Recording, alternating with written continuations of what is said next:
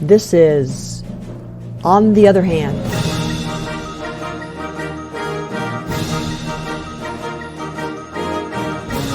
A podcast sponsored by Braver Angels in Arkansas that explores politics and other issues of importance to Arkansans through conversations with community leaders. Stay with us as we talk to another leader in Arkansas who works across differences to get things done and to bring us closer together. Hello and welcome to On the Other Hand. I'm your host, Glenn White. I'm here with my co-host, April Chatham Carpenter.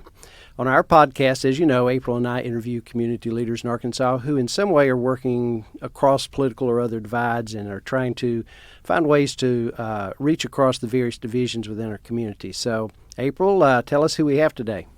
Glenn, I'm thrilled that we're going to be speaking today with Clarke Tucker. Clarke is an attorney and currently serves as the Democratic senator in the Arkansas Legislature from the Little Rock District and District 14. So welcome to On the Other Hand, Clarke. Thank y'all so much for having me. Well, I'd just love for you to start out by telling us a little bit about yourself, how you got to this point in your career, kind of what takes up your time these days as well. Sure. So I was born and raised here in Little Rock. In fact, I live on the same block where I grew up, and my parents still live in that house, so my kids think they have two houses. When they get in trouble with mom and dad, they go across the street to their grandparents' house. But I've lived here my entire life except for college and law school. I graduated from Central High and went away to college and went to law school at the University of Arkansas in Fayetteville. And I've been in Little Rock ever since I graduated from law school. I've clerked for a judge for 2 years and have been in private practice and in politics ever since. I ran for the state legislature in the Arkansas House for the first time in 2014. I served 2 terms there, and I gave up my House seat when I ran for U.S. Congress in 2018. I fell short in that race, so I was out of the legislature for a couple years. But then in 2020, the Senate seat where I live opened up, and I ran for that, and so I've been serving in the state Senate since January of 2021. I'm married to a wonderful woman named Tony, and we have 2 kids who are extremely active. So I like to say I have 2 full-time jobs as a lawyer and as a member of the legislature, plus my kids and all of their activities is really a third full-time job. So it's a lot of fun. It's never boring, but I've got a lot going on. Well, I think it's interesting that you had a stint and then you that's kind of a non-time period in the legislature, and now you've come back. You must actually feel like you can make a difference somehow. I'm curious, why did you decide to run for the legislature in the first place? So I think you have to be a little bit crazy to do it, and then if you get out and you go back again, you have to be even crazier. So that's my self-awareness on that front. But I grew up in a family where being involved in the community and doing what you can to help the community is just a really central value for my family. More for me, what has motivated me is before I was in the legislature and I was a lawyer, and a lawyer is a perfectly fine way to make a living, and you can make a lot of difference in people's lives as a lawyer. But I just really felt unfulfilled. And the bottom line for me is that I have been given a lot in my life. I'm of all of the privileges that exist in the United States, I've pretty much got all of them. And if I just use that for my own, everything that I've been given for my own benefit, then I couldn't live with myself. And so that's why I was quite unhappy and unfulfilled before I ran for the legislature.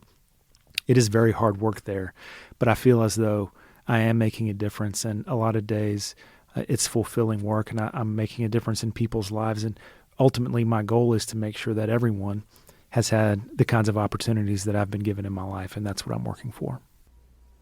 That's amazing for you to be thinking about that and making a difference. Are there specific issues that most interest you in your role as a state senator? One of the most fascinating things about the legislature is that we deal with every issue under the sun. And you can deal with healthcare one second, economic development the next, highways the next, and then something that you've never heard of in the very next minute. For me, I've probably spent the most time on early childhood education and on criminal justice reform. Of course, I care a great deal about making sure that everyone has access to high-quality health care. We all have health challenges, and through a personal experience, I learned that if you don't have your health, then you can't really do anything else. It comes first. It's like putting your own oxygen mask on when you're on an airplane. So that's something I care about a lot. And not just early childhood, but education from top to bottom, and also just making sure that everyday Arkansans have economic opportunities to lift themselves and their families up. You can tell that you really care about a lot of those topics, and certainly fits with your current role. Well, absolutely. Yeah, I appreciate it. Sure. Clarke, one of the kind of standard questions we have on our podcast early on, we ask people what political color they are, and you may know we refer to them as red on the conservative-leaning side and blue on the liberal-leaning side. I don't think we've gotten many, if any, people who are just totally pure red or blue, and it seems obvious which side you would be on, but let's not presume anything. Tell us in your own words what your political leanings are, what color that might be. Sure. And I think this is consistent with the work that y'all do at Braver Angels, but I'm not a huge fan of labels, and I've always struggled with saying where I am on the spectrum, because to me, there's really two measures. Number one is where you are, and then the second is your willingness to work with people at a different point from where you are. And if you just say where you are, it doesn't encompass the second piece, which I think is frankly more important. But so, to answer the first part of your question, I'm on the blue side. I'm a Democratic state senator. I think, and I've thought about this over the years, and I've come to this realization through my work in the legislature, I think, but on social issues, I'm further from purple than I am on fiscal and economic issues. I think I'm closer to purple on financial issues, but when it comes to social issues, I don't really think I'm close to purple. I think I'm fully blue.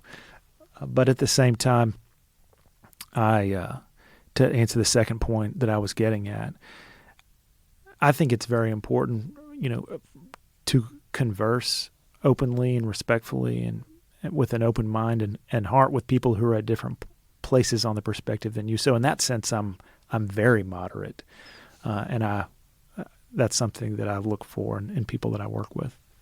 And it's something that's good to see, because we are seeing less and less of that anymore in our current political environment. It's been developing that way for quite some time, and I think it's quite concerning.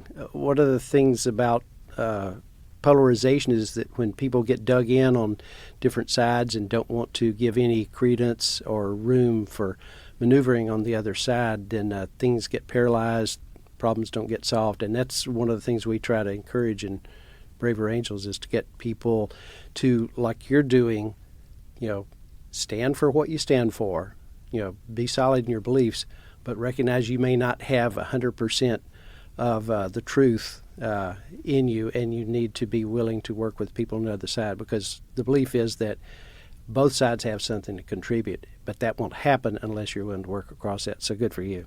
Yeah, thank you.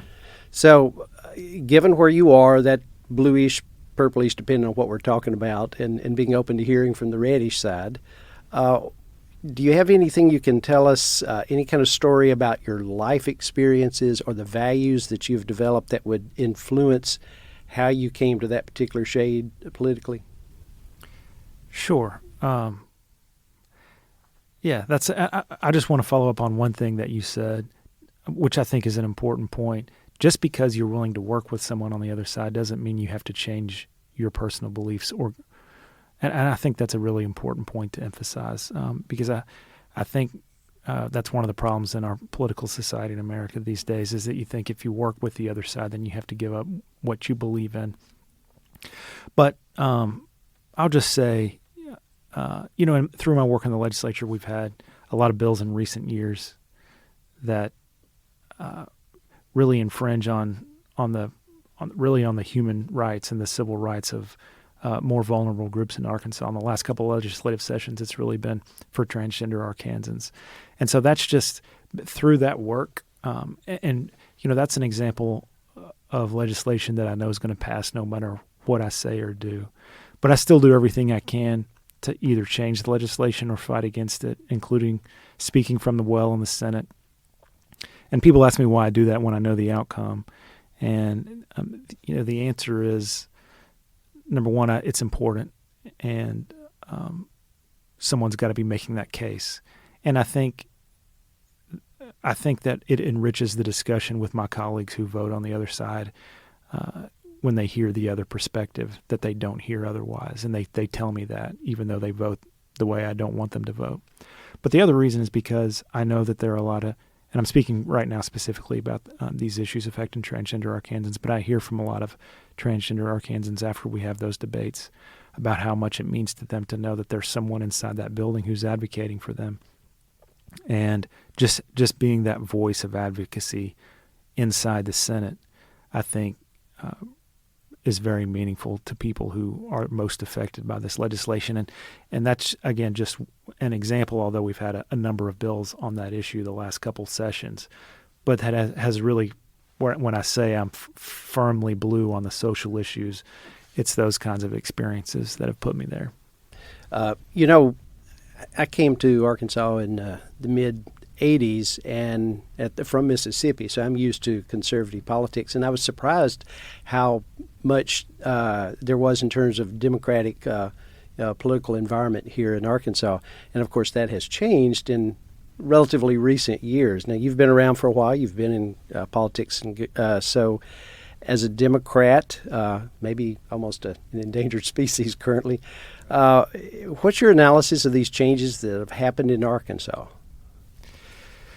Yeah, to your point, between 2008 and 2010, which is not that long ago, 3 out of our 4 congressional districts were represented by a Democrat. Both of our U.S. senators, all 7 of our constitutional officers were Democrats, and there were decisive Democratic majorities in both chambers in the state legislature, about 75-25.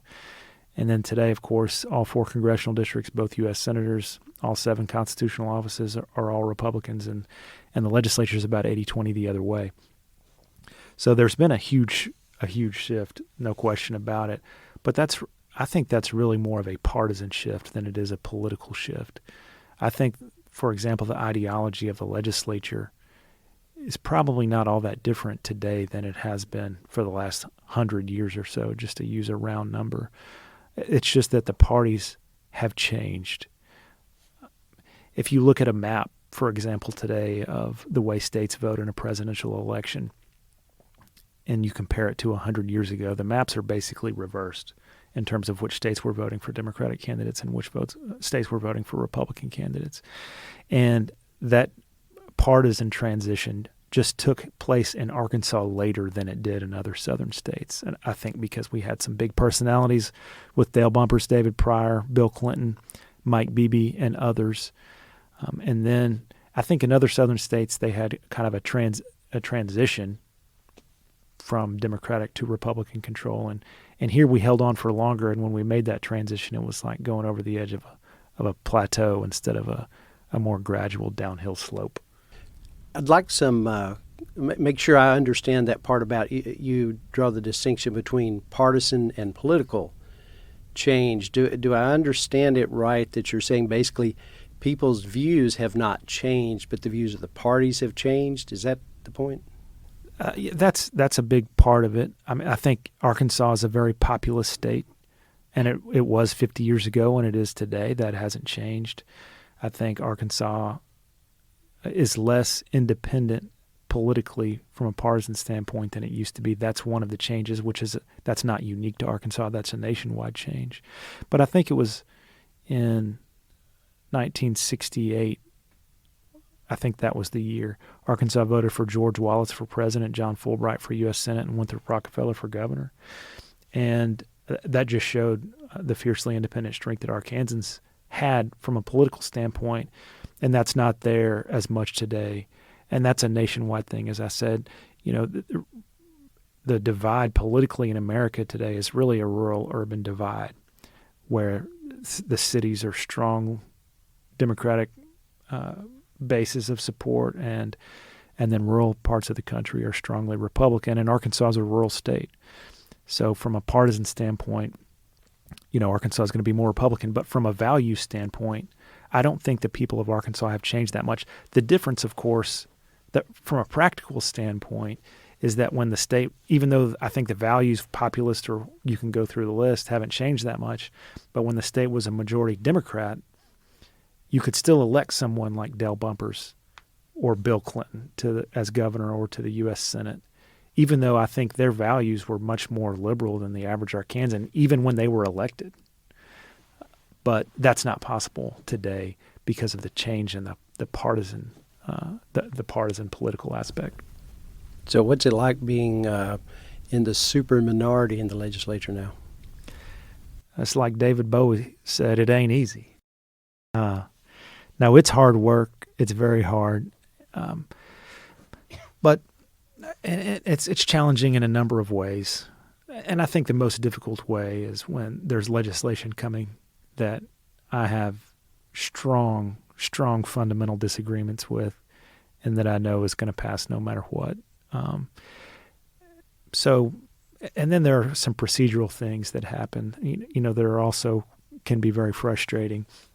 At the same time, my view of it is you have to run with the party, and I understand that that's the nature of the beast. But once you get there, there's 35 senators, and we should all work for all 3 million people plus that live in the state of Arkansas, no matter what affiliation we ran with to get there. And the same for 100 representatives in the state house. And that would be my belief, whether there were 29 Republicans in the Senate or 29 Democrats in the Senate. And my position is that I need to work with everyone in there, no matter what their party affiliation was when they were running. So, and being in such a strong minority, as you mentioned, it's like I said, that's the way I would be no matter what the makeup of the Senate was. But it's a total necessity for me to operate that way when there's only 6 out of 35 Democrats in the Senate, because otherwise I may not as well show up. But it is a goal of mine to work. Obviously, I have close relationships with my Democratic colleagues, but it's a very important goal of mine to develop relationships and work with my Republican colleagues as well, because otherwise I couldn't have any effect. Well, it seems to me you've done a really good job of speaking for, maybe I should say the other side or perhaps something else, but the fact that you are active in giving what seems to me a thoughtful voice to another position, even if it doesn't wind up passing, which often doesn't it's happen. Interesting. I had a question about the last statement that you made about we run with a party, but we have to work with all of them when we actually get elected.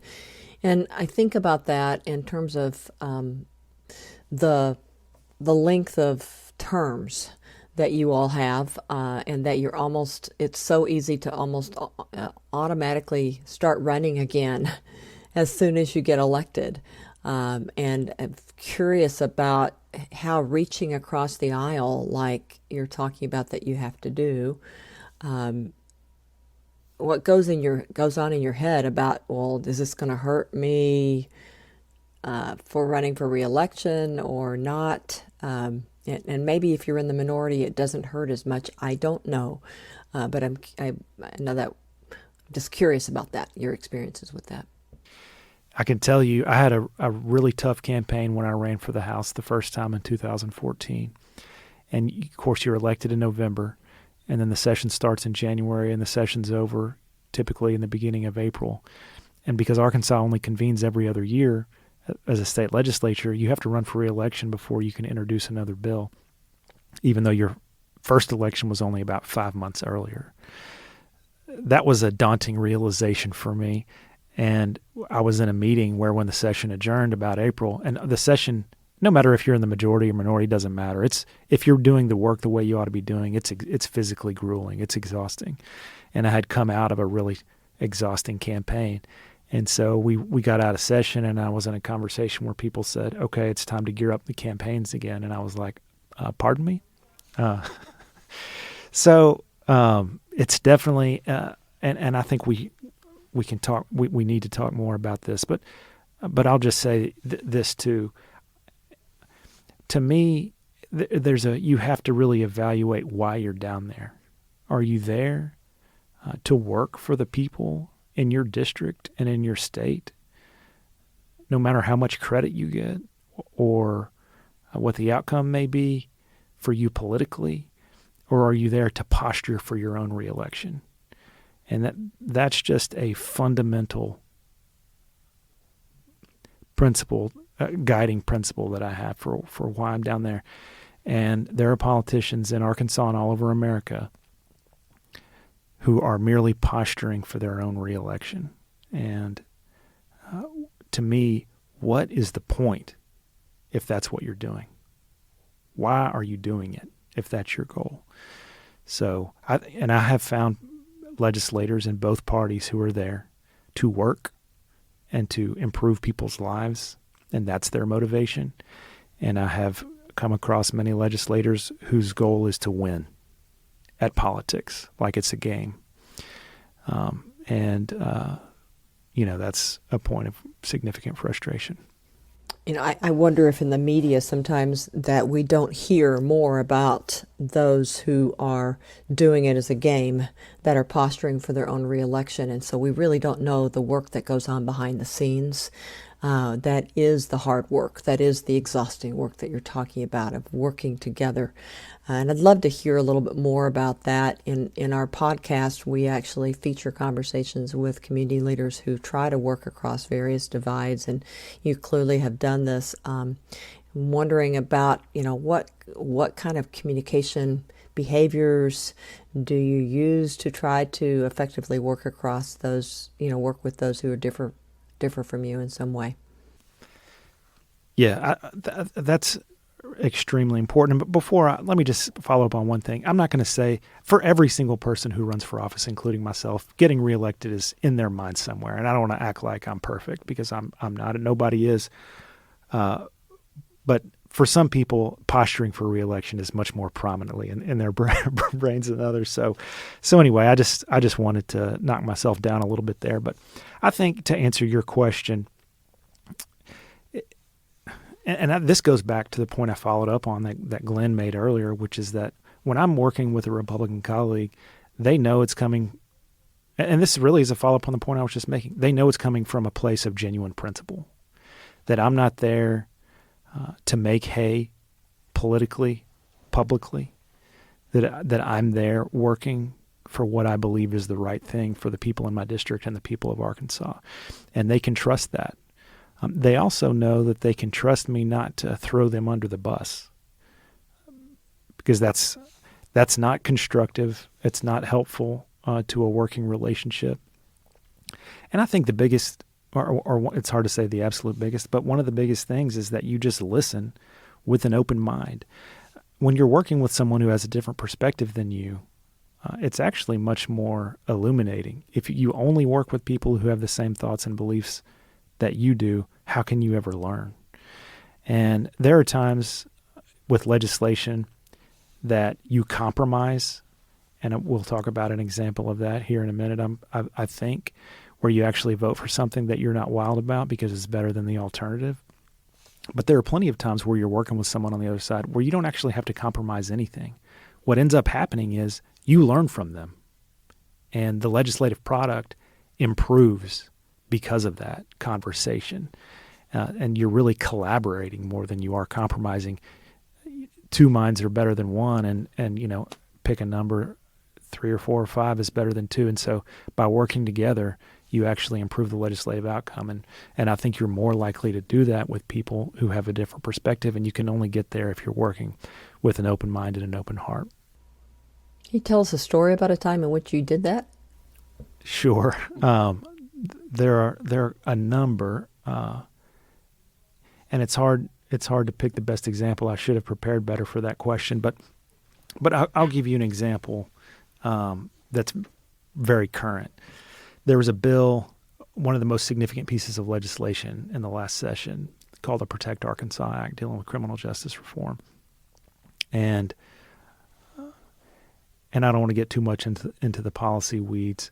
But I'll just say, I'll say this just quickly. There's really kind of 3 levers that we can pull as a society on reducing crime. One is to arrest people who commit crimes. One is to incarcerate them when they're arrested. Incarcerate them when they're arrested. And then the third is once they get out, to make sure they don't offend again. Now, Arkansas, for that first lever, which we call the clearance rate, is among the worst in the country, very unfortunately. On that second lever, in terms of sending them to prison once they've been convicted, we really were among the top couple states in the country in terms of how long we send people to prison for the crimes that they commit. And then that third lever, which is reducing recidivism and making sure they don't come back to the criminal justice system when they get out, again, we're among the worst. And in my view, this bill, it really just doubled down on pulling the second lever, and it didn't touch very much in terms of arresting people who commit violent crimes and then reducing recidivism. So anyway, I was working with the bill sponsors on trying to pull those other two levers, and I'll just use the recidivism example. But that is something that could not be solved in a legislative session because it's too complex. You have to do too much background work on the data to come up with a policy solution that's going to be effective. You can't do that in a 2 or 3 month period. It's going to take 18 months or so. So I was working with the bill sponsors on this the entire time. Two friends of mine, Senator Ben Gilmore from Southeast Arkansas and Representative Jimmy Gazaway from Northeast Arkansas, two good guys. And anyway, I was trying to improve the recidivism, and what we ended up coming up with was a task force to study recidivism during the interim period with the goal of filing legislation in the 25 session where we can actually take a real crack at that third lever, reducing recidivism. And it was a fluid situation. In the legislative session, which it always is, I didn't know what was going to happen. I filed my own bill on the recidivism task force, but I was communicating with Senator Gilmore and Representative Gazaway throughout the process. And about a week after I filed my bill, they called me and they said, "Clarke, we actually really like what you were doing there with the recidivism task force. If it's all right with you, we're just going to go ahead and put it in our bill." And I said, "By all means, please put it in there," because I knew their bill was going to pass, even though I didn't vote for it, even though it included this piece that I had created on recidivism. And I knew their bill was going to pass, and that's my goal. I want the legislation to pass. I wanted this recidivism piece to pass. So I said, by all means, put it in your bill. They did. Now we have the task force, and we have a really good group of about 20 Arkansans who are working very hard on identifying what the problems we have are in recidivism and what some solutions might be that we can come up with for the 2025 legislative session. It's a great example. So it sounds like that as you've been working across these divides that you think less about the partisanship and more about the nature of whatever the principles are that you're wanting to support, and that you're guided by that, and trying to listen and understand and come up with better kinds of policies that might be because of all the things that are being suggested. And one of the things that we think about, with our societal disagreements, sometimes they're less driven by those values or principles, and we oftentimes are just going against each other because of our tribal differences. And curious about how do we go about doing this as individual citizens, but in your experience in the legislature, focusing on those sound values or principles rather than just that, what might seem like, oh, this is an us versus them kind of approach. Any thoughts on that? I think that's the $1 million question for America right now, because I worry about our country a lot because of how divided we are, more so than at any point in my lifetime. And I think a lot of it comes down to this tribal conflict that you're describing. I'll see things in my Facebook feed, for example, that say I would rather ISIS run the United States than a Democrat, or the other way around. And that is dangerous to me. And because those labels are secondary to me. They're a means to an end, not an end in themselves.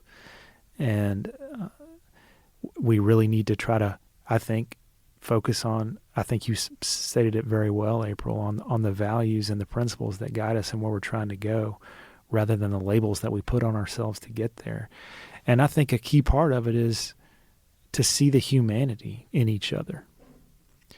And I think that's what's missing a lot in politics, especially when you get on social media, and especially with politicians. I've experienced this, and I'm just this state legislator. I'm not a governor on a national level, but people just think that the politicians aren't really humans, and when you work in politics like I do, you get to know people on a different level than just what they say on Twitter. And I don't hate people on the other side, and I never will. I pray that I never will, because I think we lose a lot when we hate someone on the other side, or we don't see the humanity in them, because that's when we start to have disdain, and that's when it's easy to dismiss people, and their humanity, and the fact that there's a soul within each of us, So to me, that's we need to focus on values and in our common humanity. Well, April, looks like we're out of time for our first episode with Clarke Tucker. Really enjoyed the conversation with him. I loved in particular the part where he was talking about the changes in Arkansas and Democratic versus Republican elections and government officials being more about partisan rather than political change, which I think is fascinating. Thank you for joining us today on our edition of On the Other Hand. This was the first part of our conversation with Clarke Tucker, and we would love for you to check out the second part of the conversation with Clarke. You can also check out other podcast episodes along with that second part of the conversation with Clarke on the Other Hand in our podcast page of the Braver Angels Arkansas website, and that's at arkansas.braverangels.org or on many popular podcast sites. When you visit our website, be sure to check out all the links to our other episodes, and you'll find a link where you can email us.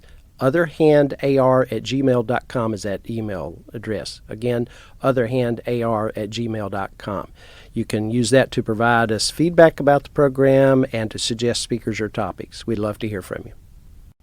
On the Other Hand is sponsored by Braver Angels in Arkansas. Music was composed by Randall Standridge of Jonesboro, Arkansas, and was performed by the University of Northern Colorado Symphonic Band, Dr. Richard Main, conductor. We also want to thank the Central Arkansas Library System's Roberts Library for use of the recording facility for this interview. From your host, Glenn White, and April Chatham Carpenter, let's each do our part to bring our community closer together.